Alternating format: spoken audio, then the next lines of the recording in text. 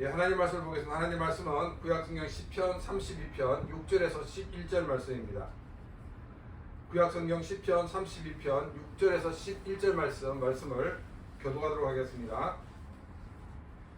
이로 말미암아 모든 경건한 자는 주를 만날 기회를 얻어서 주께 기도할지라.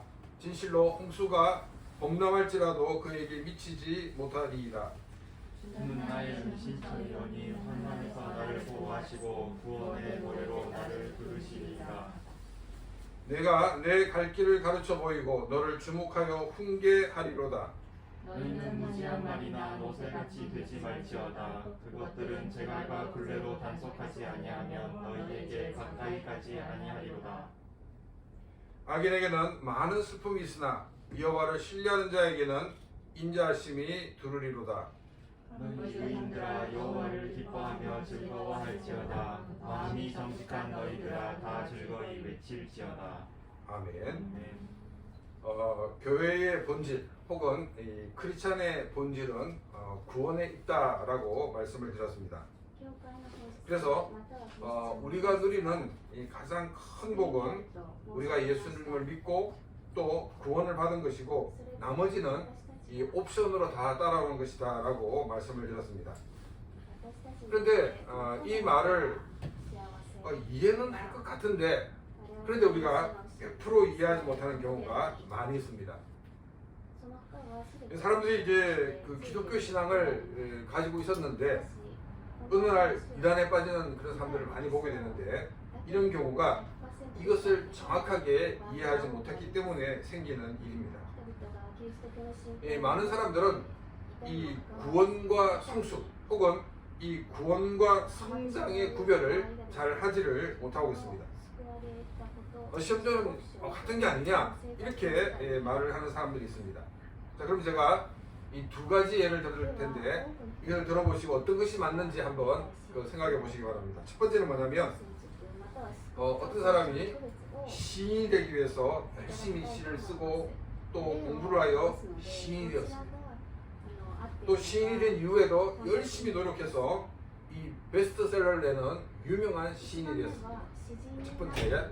두 번째는 뭐냐면 자, 아기가 태어났고 그 아기가 자라서 어른이 되었습니다. 자, 그러면 이 구원과 성숙을 말해주는 것은 어떤 것이겠습니까? 첫 번째겠습니까? 두 번째겠습니까? 제가 여기서 몇 번입니까 해서 여러분 답을 하게 될 경우 이제 틀릴 수도 있기 때문에 답은 듣지 않겠습니다. 우리가 이제 문제를 풀 때는 항상 긴 게 정답이거나 짧은 게 정답인데 둘 중에 하나가 다 길고 짧은데 정답은 두 번째입니다. 아기가 태어나는 그 자체가 구원입니다. 그리고 이 자라나는 것이 바로 성숙입니다. 만일 아기가 태어나지 않으면 아기가 태어나지 않았기 때문에 성숙도 필요 없고 성장도 필요가 없는 것입니다. 근데 우리는 분명히 태어났습니다. 그리고 우리는 자라났습니다. 그런 경험이 있습니다. 그런데도 많은 사람들은 이 구원과 성숙을 자신이 태어나고 자란 것에 대해서 그걸 비춰 생각하지 못하고 첫 번째로 이해를 하는 경향이 많이 있다는 것입니다. 우리가 하나님의 자녀로 태어나는 것, 이것이 바로 구원입니다. 우리가 하나님의 자녀로 태어나는 것은 우리가 열심히 노력을 해서 또 우리가 수고해서 얻은 것이 아니라는 것입니다. 하나님의 사랑과 예수님의 은혜로 우리는 하나님의 자녀가 된 것입니다. 나의 수고, 나의 노력은 0%입니다. 아무것도 없습니다. 우리는 아무것도 우리가 지불한 거 없이 구원을 받았기 때문에 하나님의 은혜를 너무나 값싼 것으로 취급하는 경향이 있습니다. 나는 아무것도 지불하지 않았지만 하나님께서 엄청난 것을 지불해 주셨다는 것입니다. 하나님은 나를 하나님의 자녀로 삼기 위해서 삼위일체 하나님이 되시는 이 성자 예수님이 인간이 되어서 이 땅에 오셨습니다. 그리고 인간이 져야 할 그와 같은 죄의 짐을 예수님이 대신 지시고 십자가에 죽으시고 또한 사흘 만에 부활하셨습니다. 우리는 이 예수님의 공로를 믿음으로 하나님의 자녀가 되는 것입니다. 성숙은 바로 구원받은 하나님의 자녀가 된 우리가 하나님의 자녀답게 성장해 가는 것을 우리는 성숙이라고 말을 합니다. 구원을 받았기 때문에 성숙을 향해 갈 수가 있는 것입니다. 만약 우리가 구원을 받지 않았다 그러면 우리는 성숙을 향해 갈 수도 없고 또 갈 길도 없다는 것입니다. 그럼 우리 크리스찬들이 이 성숙의 모델을 누구로 삼는 게 좋을까요? 어떤 사람은 목사님 아닙니다. 목사를 이 성숙의 모델로 삼으면 안 됩니다. 또 우리는 성경에 나오는 인물 바울이나 베드로가 어떠냐? 그런데 바울과 베드로의 본받을 점도 있지만은 바울과 베드로의 문제점도 많이 있는 것을 우리는 보게 됩니다. 우리 크리스찬들이 닮아야 되는 모델은 누구일까요? 에베소서 4장 13절 말씀입니다. 우리가 다 하나님의 아들을 믿는 것과 아는 일에 하나가 되어 온전한 사람을 이루어 그리스도의 장성한 분량에 충만한 데까지 이르리니. 우리 신앙의 성숙의 모델은 바로 예수님이십니다. 에베소서 4장 13절 말씀을 간단하게 얘기하면 예수님으로 충만한 사람이 되자라는 것 같은 뜻입니다. 이것이 성숙한 크리스찬이라는 것을 우리에게 말해주고 있습니다. 예수님의 십자가의 공로로 구원받은 크리스찬들은 생각하는 것도 행동하는 것도 그리고 가치관도 모두가 예수님처럼 되자는 것입니다. 삼위일체 하나님의 제2 되시는 성자 예수님이 인간으로 오신 것은 먼저 우리에게 예수님의 겸손을 보여주고 있습니다. 빌립보서 2장 6절에 7절 말씀입니다. 그는 근본 하나님의 본체시나 하나님과 동등됨을 취할 것으로 여기지 아니하시고 오히려 자기를 비워 종의 형체를 가지사 사람들과 같이 계셨고, 이 말씀 보면 그는 근본 하나님의 본체시나라고 되어 있는데 이 말은 예수님은 원래부터 하나님이셨다는 것을 우리에게 말하고 있습니다. 이 삼위일체 하나님이신 예수님은 성부 하나님과 성령 하나님과 동등됨을 취할 것으로 여기지 아니하시고 피조물인 인간이 되셨다라고 말하고 있습니다. 창조주이신 삼위일체 하나님 제2위이신 성자 예수님이 피조물인 인간이 되셨다는 것입니다. 이것은 신비 중에 신비입니다. 우리가 알 수 있는 그 신비 중에서 가장 신비로운 것, 우리 인간이 이해할 수 없는 것이 바로 창조주 하나님이 어떻게 피조물인 인간이 되는가 하는 것입니다.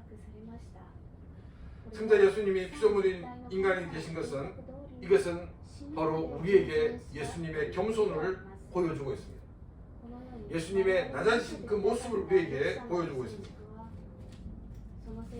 예수님을 가득 찬 사람들은 예수님이 우리에게 보여준 것처럼 우리는 낮아지는 삶이 있어야 됩니다. 우리는 겸손한 삶을 살아야 하는 것입니다. 예수님의 겸손은 자기 희생이 있었고 또 자기의 헌신이 있었고 이를 통해서 많은 다른 사람들을 좋게 하는, 의롭게 하는 그와 같은 겸손을 가진 모습이었습니다. 또 두 번째로 예수님이 우리 인간에 대해서 보여준 모습은 어떤 모습이냐면 바로 순종의 모습입니다. 빌립보서 2장 8절 말씀입니다. 사람들의 모양으로 나타나사 자기를 낮추시고 죽기까지 복종하셨으니 곧 십자가에 죽으십니다. 아담과 하와가 타락한 이후에 삼위일체 하나님은 인간의 죄로 이 멸망하는 것을 보고 그냥 두지 않으셨습니다. 삼위일체 하나님은 이 죄로 죽는 이 인간들을 어떻게 구원할지 그 구원의 계획을 원원하시고 그 계획을 세우셨습니다. 하나님의 그 삼위일체 하나님의 언원의 결과는 뭐냐면 성자 예수님이 피조물인 인간이 되시는 것이었습니다. 예수님은 그 계획에 순종하여서 창조주 하나님이시지만 피조물이 되었습니다.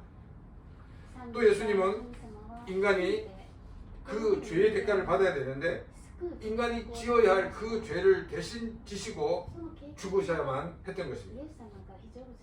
예수님은 삼위일체 하나님의 그 계획대로 죽기까지 순종을 하셨습니다.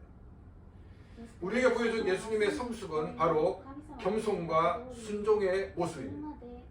물론 이 순종이라는 그 자체는 겸손이 없이는 불가능한 것입니다.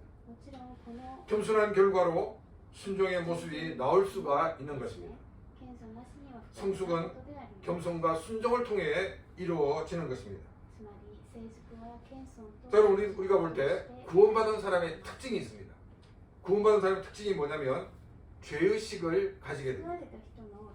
예수님을 믿기 전에는 이건 전통이야, 이건 관습이야 이렇게 생각했지 아무런 죄의식이 없이 살았습니다. 그러나 예수님을 믿고 나니까 이것이 하나님 앞에서 죄일 수 있다라는 생각을 가지게 됩니다. 이것이 구원받은 사람의 모습입니다. 왜 이런 일이 생기냐면 성령 하나님께서 그 사람 속에서 일하시기 때문에 죄의식을 가지고 죄에 대해서 민감한 반응을 보이게 되는 것입니다. 만일 죄를 지어도 여전히 죄의식 없이 살아가는 사람이 있다 그러면 그 사람은 구원받은 사람이 아니다라고 단언할 수가 있습니다. 오랫동안 교회에 다니는 것이지 정말 자신이 죄인인 것과 진정으로 예수 그리스도가 나를 위해 십자가에 죽으시고 부활하신 것을 믿지 않은 결과이기 때문입니다. 이런 사람은 처음부터 신앙을 점검해 봐야 됩니다. 처음부터 하나하나 점검해 보면서 무엇이 잘못되었는지 우리는 찾아보면 그것을 볼 수가 있게 될 것입니다. 그리고 우리가 이제 구원받은 하나님의 자녀가 되기를 원한다 그러면 자신이 죄인인 것과 예수 그리스도의 십자가의 공로만이 나를 구원할 수 있게 된다는 것을 분명히 믿게 해달라고 기도해 하시기 바랍니다. 그리고 그것을 믿으시기를 바랍니다. 또 구원받은 사람은 이 죄를 지었을 경우에 죄책감을 느끼게 됩니다. 죄의식은 죄를 짓지 않아도 이게 죄인가 아닌가라는 것이라고 한다면 이 죄책감은 죄를 짓고 난 다음에 굉장히 마음이 무겁습니다. 이 죄책감을 느끼게 되는 것이 또 구원받는 사람의 특징입니다. 구원받기 전에는 죄를 짓는 게 너무나도 즐거웠습니다. 근데 이제는 죄를 지면 자기도 모르게 이 죄책감으로 정말 힘들어하게 되는 것을 느끼게 됩니다. 하나님께서 사람들로 하여금 죄책감을 느끼게 두시는 이유가 무엇이겠습니까? 이 죄가 얼마나 무서운가를 알게 하시기 위해서입니다. 우리가 자기의 그 죄책감을 느끼고 하나님 앞에 나가서 입을 열어 하나님 제가 이런 죄를 지었습니다라고 고백을 하기만 하면 어떤 죄를 지었더라도 하나님은 그 모든 죄를 용서해 주시는 것입니다. 하나님이 죄를 용서해 주신다는 것은 뭐냐면 법적인 책임까지 면하게 해주신다는 것을 말하고 있습니다. 우리는 죄를 지었기 때문에 반드시 벌을 받아야 합니다. 우리는 지옥에 떨어져야 됩니다.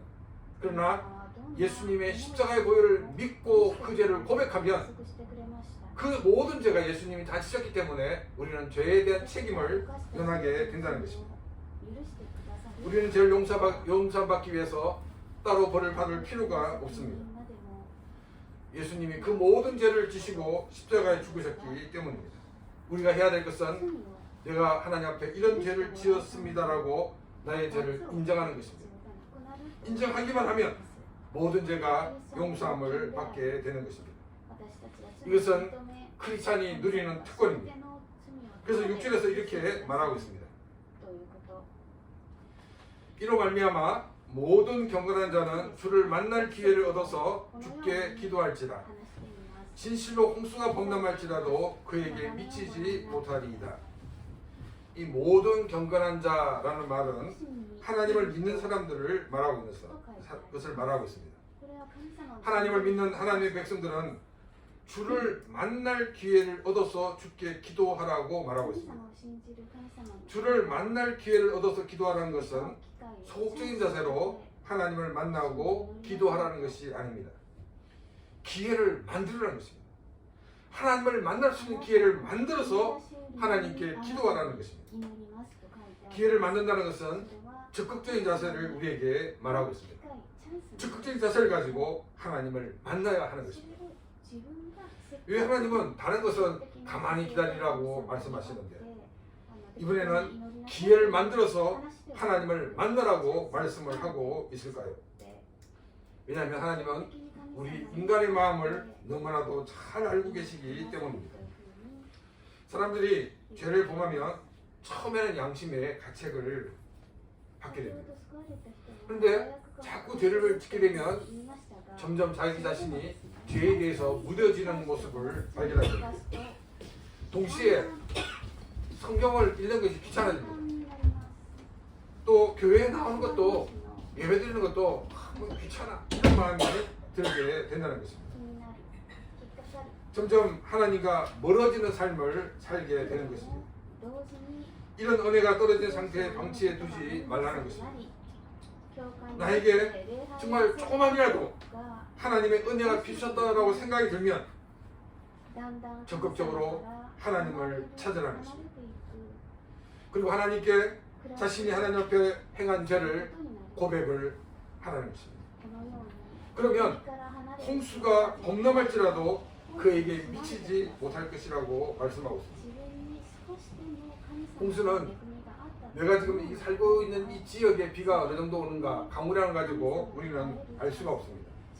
지금 우리가 살고 있는 지역은 괜찮아 이렇게 생각했는데 상류에 엄청난 비가 많이 올 경우에 이 강이 넘치는 경우가 많이 있습니다.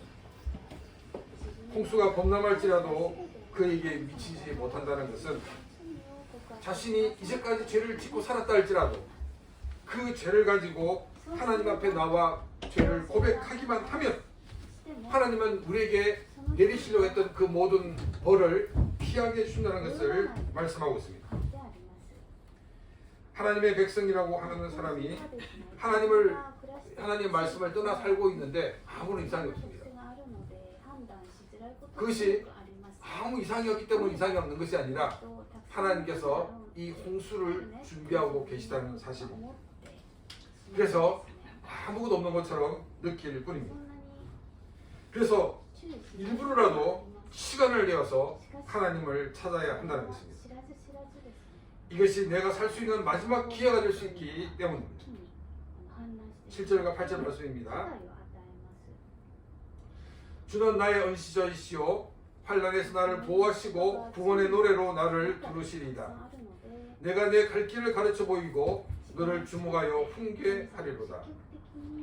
하나님을 찾고 또 하나님께 자신의 죄를 잡아가는 사람에게는 홍수가 범람할지라도 그에게 미치지 않을 뿐 아니라 평안을 주신다라고 말씀하고 있습니다.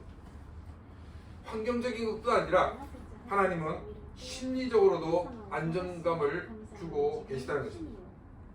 왜냐하면 하나님이 나의 은신처가 되기 때문입니다. 그래서 평안함으로 나를 구원하신 하나님을 찬양하는 노래를 드리게 되는 것입니다.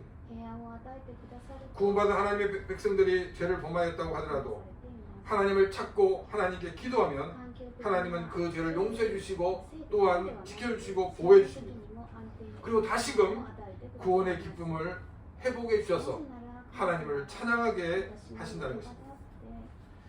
하나님은 내 갈 길을 가르쳐 보이고 너를 주목하여 훈계하리로다 라고 말씀하고 있습니다. 하나님은 자기의 죄를 잡아간 사람의 삶을 인도해 주신다는 것을 말씀하고 있습니다. 하나님은 죄를 지은 사람들이 자신의 죄를 고백하기만 하면 그 죄를 용서해 주시고 또한 그 길을 인도해 주십니다. 하나님은 죄를 용서해 주시기 위해서 너 어떤 내라 이걸 해라 저걸 하라 그렇게 말씀하지 않으신다는 것입니다. 단지 내가 하나님 앞에 나와서 자신의 죄를 고백하는 것입니다.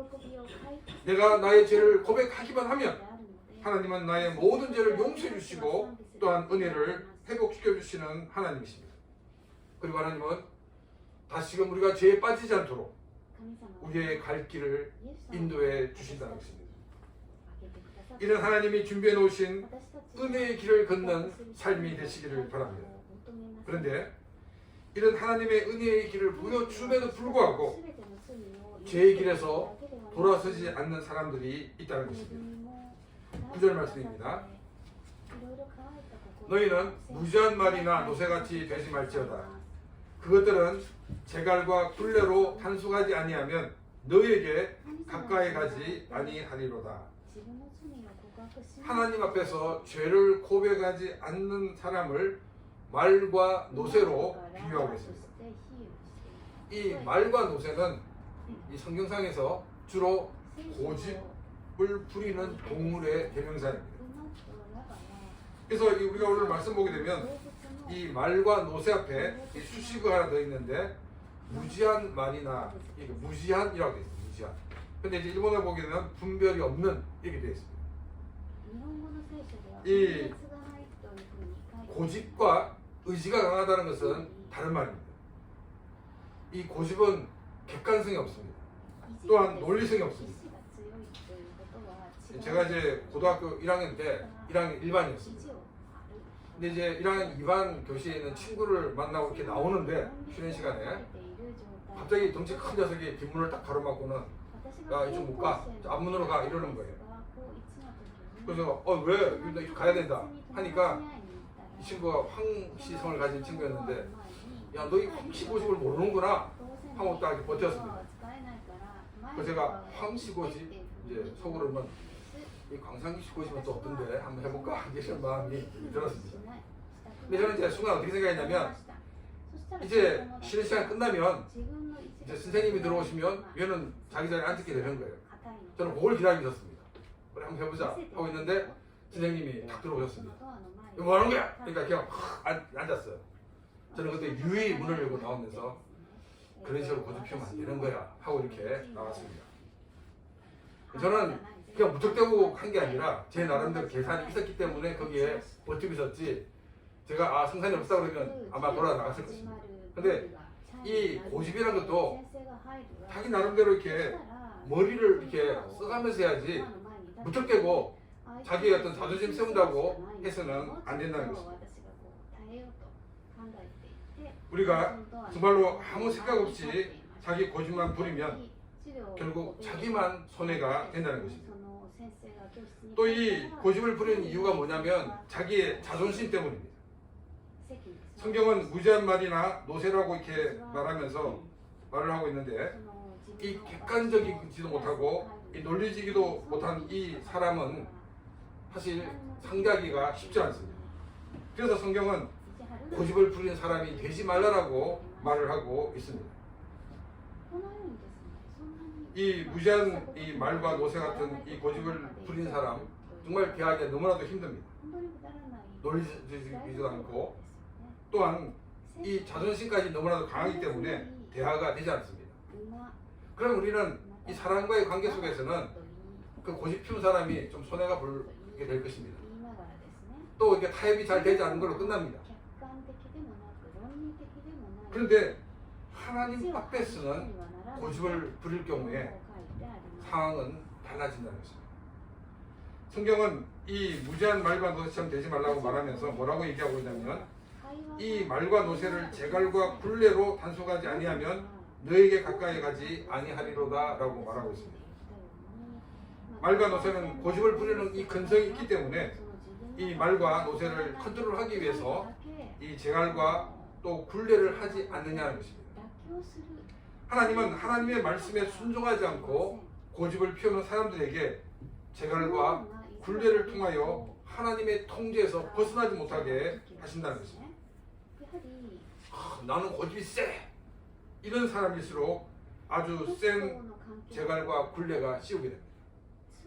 또 조금 약한 고집을 가진 사람은 그 약한 고집에 맞도록 제갈과 굴레를 씌우고 계시다는 것입니다. 만약에 이 제갈과 굴레가 없으면 정말 하늘 높은 줄 모르고 설쳐되어서 많은 사람들에게 아픔과 고통을 줄 수 있기 때문입니다. 그리고 정말 아나무인이 되어서 하나님이 없는 사람으로 살 수가 있기 때문입니다. 그래서 하나님은 제갈과 굴레를 통하여 컨트롤을 하고 계시다는 것입니다. 우리는 겸손한 마음으로 하나님께 순종을 해야 합니다. 이것만이 내가 하나님의 사람으로 성숙할 수 있는 기회가 될 것입니다. 저는 이 목사에게 순종하라고 말하지 않습니다. 왜냐하면 목사도 인간이기 때문에 실수할 수가 있기 때문입니다. 크리스천들은 하나님 말씀에 순종을 해야 합니다. 지난주 2시 예배 때 이 사마리아 사람이 이 예수님께 고백한 그 고백이 있습니다. 처음에는 이 여인의 말을 듣고 자기들이 예수님을 믿었는데 이제 직접 예수님을 만나고 예수님의 이야기를 듣고 보니까 우리는 예수님이 우리의 구원자인 것을 믿습니다 라고 이렇게 고백을 하였습니다. 목사는 성도들이 하나님의 말씀을 읽고 묵상할 수 있도록 그리고 하나님의 뜻을 찾을 수 있도록 길잡이 역할을 한다고 생각을 합니다. 그래서 제가 설교를 했을 때 그냥 김용희 목사님이 설교할 때 이렇게 얘기하는 게 아니라 자기가 그 말씀을 찾아보고 정말 그 말씀이 하나님 말씀인 거 확인하고 난 다음에 성경에는 이렇게 말을 하는 것이 바른 표현이라는 것입니다. 우리는 하나님 말씀을 많이 알아야 합니다. 이것도 굉장히 중요하지만은 그러나 내가 깨달은 그 한마디 한마디를 나의 삶에 순종하는 삶이 우리에게 더 절실하게 필요하다는 것입니다. 이 구약 시대에는 이 제사가 제사장에 의해서 집례가 되었습니다. 이것이 하나님이 주신 율법입니다. 사울 왕은 지금 전쟁을 하는 가운데 적의 병력이 엄청나게 많이 있는 그 모습을 보고 군사들이 두려워하는 모습을 보았습니다. 이런 가운데 지금 제사를 드리면 백성들이 다시금 막 힘을 얻어가지고 다시 사기가 올라갈 텐데 이런 마음이 들었습니다. 그런데 사무엘이 온다는 시간이 오지 않습니다. 여러분 우리가 골든타임이라는 말을 우리가 알고 있습니다. 사울도 타이밍이 중요하다는 것을 알았습니다. 만약 이때 제사를 드리지 않으면 이스라엘 군대의 길을 살리는 일은 아마 불가능할 것이다 라고 판단이 되었습니다. 그래서 자신이 직접 집례하여 하나님께 제사를 드렸습니다. 여러분 하나님께 제사를 드리는 게 뭐가 문제입니까? 다른 말로 해서 하나님께 예배를 드리는 게 뭐가 문제입니까? 그런데 사울이 이것을 보고 꾸짖었습니다. 사무엘은 사울에게 순종이 제사보다 낫다라고 이야기하였습니다. 또 한편에서는 아니 사무엘이 늦게 오지 않았으면 이런 일이 안 일어날 텐데 사무엘의 책임이 있지 않느냐 이렇게 책임을 돌릴 수 있을 것입니다. 하나님은 사무엘이 늦게 오는 그것을 통해서 사울의 믿음을 달아보신 것입니다. 사울은 율법에 순종하지 않았습니다. 사울은 하나님 말씀에 순종하지 않았다는 것입니다. 예수님은 이 두 아들의 비유를 하셨습니다. 아버지가 한 아들을 불러서 야 오늘 너 밭에 가서 일을 하고 오너라. 그랬더니 이 아들이 예 이렇게 대답하고는 밭에 가지 않았습니다. 또 둘째 아들을 불러가지고 야 너 오늘 밭에 가서 일을 해라. 아버지 왜요? 나 오늘 바쁜데요? 하고 아버지 말 듣지 않았습니다. 그런데 아들이 가만히 생각해 보니까 아니 아버지가 이렇게 말씀하셨는데 내가 너무 지나치지 않았는가 생각하고 반성하고 밭에 가서 일을 했습니다. 예수님은 이 두 아들이 얘기를 하면서 이스라엘 백성들이 물어봤습니다. 누가 아버지를 존경하고 존중하는 아들이냐? 사람들 모두 다 같이 대답합니다. 둘째 아들입니다. 사람들은 무엇이 아버지의 권위를 인정하는지 알고 있었습니다. 아버지의 말에 순종하는 사람이 아버지의 권위를 인정하는 사람입니다. 반항하는 그 자체가 문제가 아니라는 것입니다. 최종적으로 아버지 말에 순종했느냐가 중요한 것입니다. 네, 알겠습니다. 이렇게 대답하고는 이 밭에 일하러 가지 않는 아들은 아버지의 권위를 정말로 이 우습게 여긴 아들이라고 말할 수가 있을 것입니다. 처음에는 아버지 말에 반대했지만은 그러나 자기가 잘못한 것을 뉘우치고 파택은 그 아들이야말로 정말로 아버지의 권위를 인정한 모습입니다. 아마도 아버지의 말에 반대할 때 자기 나름대로 이유가 있었을 것입니다. 지금 친구가 약속이 있어가지고 지금 만나러 가야 되는데 아버지가 그 말 했기 때문에 발끈해가지고 대답할 수도 있기 때문입니다. 그러나 중요한 것은 자기의 잘못을 깨닫고 뉘우쳐서 아버지의 말대로 순종했다는 것입니다. 아버지의 권위를 인정하는 모습이 누구인가 다 인정하고 알고 있는데 우리는 하나님에 대해서는 그렇지 못한 경우가 너무나도 많이 있다는 것입니다. 우리는 하나님 앞에서도 마찬가지입니다. 하나님을 존중하고 하나님의 권위를 인정한다 그러면 우리는 순종을 해야 한다는 것입니다. 우리는 하나님의 깊은 뜻을 알 수가 없습니다. 그렇기 때문에 우리는 하나님이 가라 그러면 우리는 가야 합니다. 물론 따라 반항할 수도 있습니다. 그렇지만 우리는 하나님은 전지전능하신 하나님이신 것을 우리는 믿고 있습니다. 하나님은 최고의 선이신 하나님이신 것을 우리는 믿고 있습니다. 그렇기 때문에 내가 모를 수도 있다. 내가 잘못될 수도 있다. 이것을 인정하고 하나님께 순종한다면 이것이 바로 하나님의 권위를 인정하는 자의 삶인 것입니다. 우리가 하나님을 살아계신 하나님이라고 인정한다면 우리는 하나님의 권위를 인정하는 삶을 살아야 됩니다. 하나님의 권위를 인정하는 삶은 바로 하나님 말씀에 순종하는 삶을 사는 것입니다. 10절 말씀입니다. 악인에게는 많은 슬픔이 있으나 여호와를 신뢰하는 자에게는 인자하심이 두르리로다. 하나님을 신뢰하는 자에게 하나님의 인자하심이 두른다라고 말씀하고 있습니다.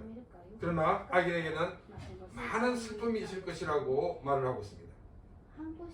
하나님을 신뢰하는 삶이 되시기를 바랍니다. 하나님을 신뢰하는 사람은 바로 하나님이 말씀하신 대로 순종하는 삶을 사는 사람입니다.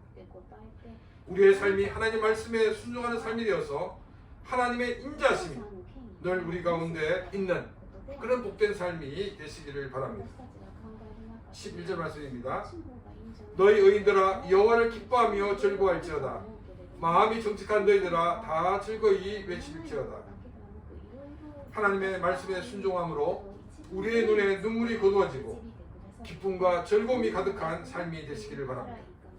그리고 함께 하나님의 은혜를 찬양하는 그런 삶이 되시기를 바랍니다. 우리는 크리스천입니다. 크리스천은 하나님의 자녀로 다시금 태어난 사람들입니다. 그래서 구원받았다는 말을 born again, 중생이라는 단어를 사용하고 있습니다. 하나님의 자녀로 태어났기 때문에 우리는 하나님의 자녀답게 자라나야 합니다. 우리는 성숙한 크리스천들이 되어야 됩니다. 우리가 성숙한 크리스천이 되기 위한 모델은 예수님이십니다. 예수님은 창조주이신 하나님이신 분인데 피조물인 인간이 계셔서 우리 인간을 구원하신 분이십니다. 우리는 예수님의 낮아지심을 배워야 합니다. 희생과 헌신의 모습으로 낮은 자세로 사람들을 섬기고 교회를 섬기는 그런 귀한 삶이 되시기를 바랍니다. 그리고 낮은 마음을 가지고 우리는 하나님께 순종하는 삶을 사는 복된 삶이 되시기를 바랍니다. 하나님께서 가라고 그러면 가고 하나님께서 서라고 하면 서는 삶이 되시기를 바랍니다. 또한 우리는 분별력 없는 무지한 고집을 버리는 삶이 되시기를 바랍니다. 그리고 하나님 앞에서 우리의 자존심도 버리시기를 바랍니다. 늘 하나님께 순종하는 삶이 되시기를 바랍니다. 그래서 하나님의 인자하심으로 기쁨과 감사가 넘치는 그런 복된 삶이 되시기를 주님의 이름으로 축원합니다. 이 시간 오늘 말씀 생각과 같이 기도드리겠습니다.